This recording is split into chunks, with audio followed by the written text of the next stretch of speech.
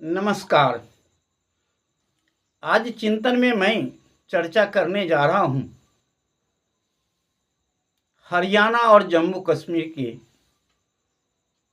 जहां चुनाव हो चुका है और एग्जिट पोल भी आपके सामने आ चुका है और दोनों जगह इंडिया गठबंधन की सरकार बनने की उम्मीदें दिखाई पड़ रहा है और बीजेपी हारती हुई नजर आ रही है। तो इस पे माथापच्ची करना है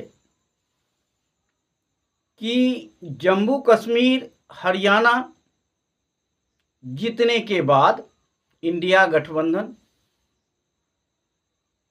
महाराष्ट्र में भी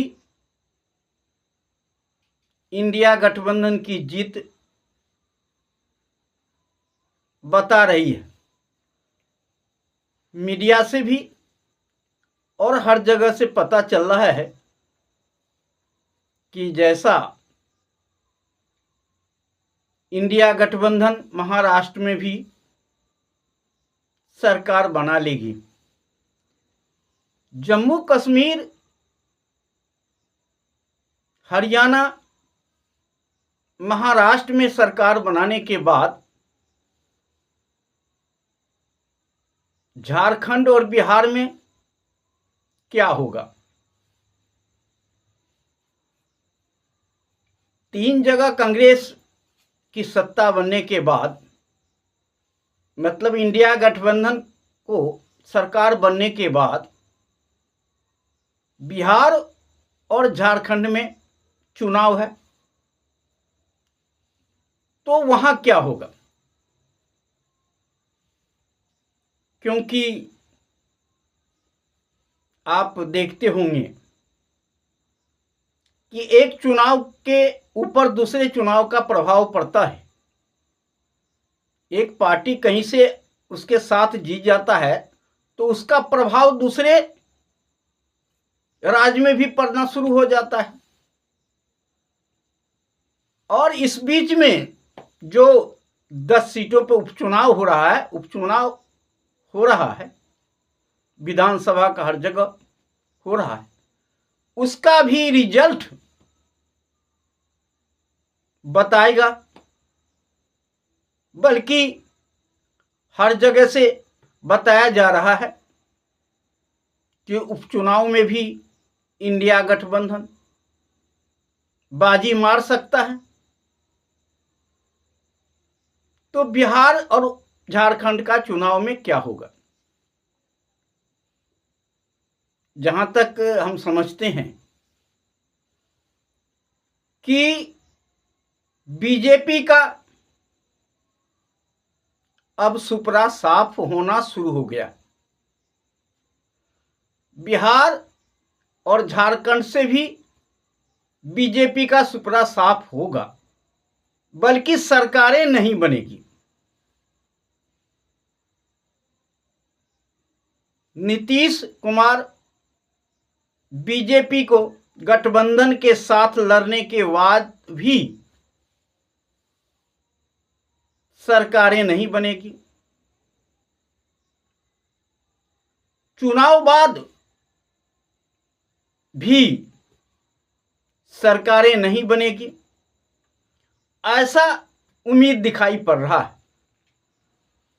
क्योंकि बिहार में आप जानते ही होंगे जदयू बीजेपी में कितना खटपट है। साथ ही चिराग पासवान बीजेपी के साथ रहेंगे या नहीं, यह भी निश्चित नहीं है।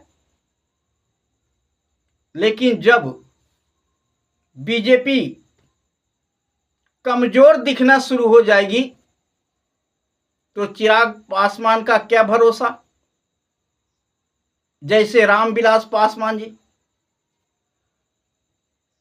वो रामविलास पासवान भी जिसकी जीत उसी के साथ चिराग पासवान भी वैसा ही करने वाले हैं आने वाला चुनाव में, क्योंकि वह अब दिखाई पड़ रहा है कि बीजेपी का अब कोई धर्म का मुद्दा काम नहीं आने वाला है। राम मंदिर का मुद्दा पुराना पड़ गया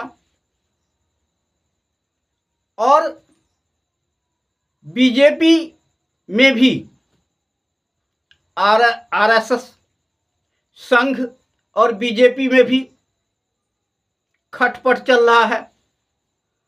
मोदी और संघ में भी खटपट चल रहा है।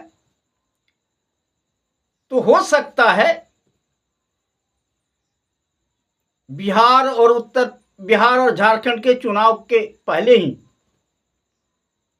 बीजेपी में भगदड़ न बच जाए, इस्तीफा का झड़ी न लग जाए, सरकार गिर न जाए, ऐसा ही उम्मीद दिखाई पड़ता है। हो सकता है महाराष्ट्र के चुनाव के बाद यह तस्वीर सामने आ जाएगा कि सरकार केंद्र की रहेगी या जाएगी, क्योंकि महाराष्ट्र में बीजेपी सत्ता से बाहर होने के बाद केंद्र में भगदड़ शुरू हो जाएगा और सरकार गिरेगी यह निश्चित हो जाएगा, क्योंकि डूबती हुई नाव पे कोई नहीं चढ़ना चाहता। अब बीजेपी डूबती हुई नाव है और उस पर उसके गठबंधन दल बीजेपी को छोड़ करके बाहर हो जाएगा, क्योंकि गठबंधन दल को बीजेपी ने झुनझुना थमाया है और वह गठबंधन दल इंतजार कर रहा है और आने वाला समय गठबंधन दल के लिए अच्छा होने वाला है, ऐसा गठबंधन दल सोच भी रहा है। आज जो आरक्षण का मुद्दा है, दलित की आरक्षण का मुद्दा है, वह अभी ठंडा नहीं पड़ा है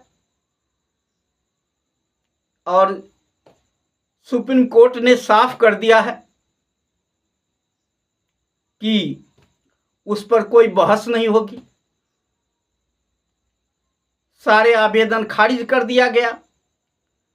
तो दलित मीन्स मायावती, चिराग पासवान और जितने भी दलित नेता हैं, यह बीजेपी से दूरी बनाना शुरू करेंगे, ऐसा दिखाई पड़ता है। तो आने वाला समय बीजेपी के लिए मुश्किल भरा होगा, क्योंकि जम्मू कश्मीर और हरियाणा का चुनाव यह दिखा रहा है कि बीजेपी अब जा रही है। अब दिल्ली का चुनाव भी बीजेपी के हाथ में आने वाला नहीं है, ऐसा ही दिखाई पड़ रहा है। तो बीजेपी किस प्रकार सत्ता में रहेगी, बल्कि सत्ता से बाहर हो जाएगी, ऐसा उम्मीद दिखाई पड़ता है। आपको कैसा लगता है? आज इतना ही। जय हिंद, जय भारत, नमो बुद्धाय।